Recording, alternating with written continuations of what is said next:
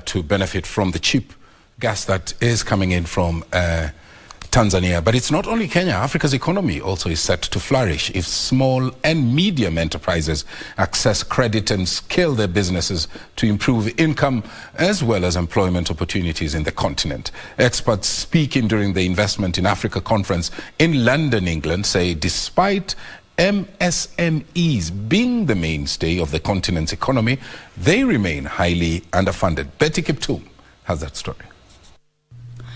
Micro, small and medium enterprises make up the highest percentage of businesses on the African continent and provide an estimated 80% of employment across the continent. The MSME sector, however, remains largely underbanked and struggles to access credit as it is considered high risk. If the banking sector was providing as much credit, as much loans to the real economy as it should or other parts of the world are doing, then we'd have an extra 1.6 trillion of private credit to the real economy. Or put that differently, that's loans to individuals, be that mortgages or car loans. And that's loans, which is what we're focused on, loans to micro entrepreneurs and loans to SMEs. So we think the bulk of that credit gap is those segments which are very poorly covered. Verdant Capital's Managing Director Edmund Higginbottom says inclusive financial institutions that focus on the MSME sector ought to leverage financial technology trends that the continent has witnessed over the past decade to close the credit gap.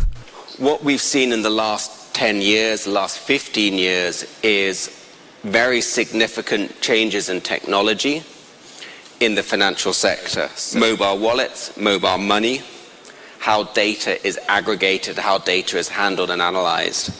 And that's the ecosystem on which creates a very significant opportunity to intermediate for lenders on the ground to create loans to small businesses, to micro entrepreneurs, to other types of small borrowers. The International Monetary Fund projects Africa's working age population will have grown by 30% in the next 5 years.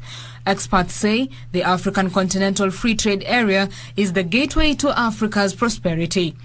The United Kingdom says trade barriers ought to be eliminated to foster intra-African trade that currently stands at a low 15%.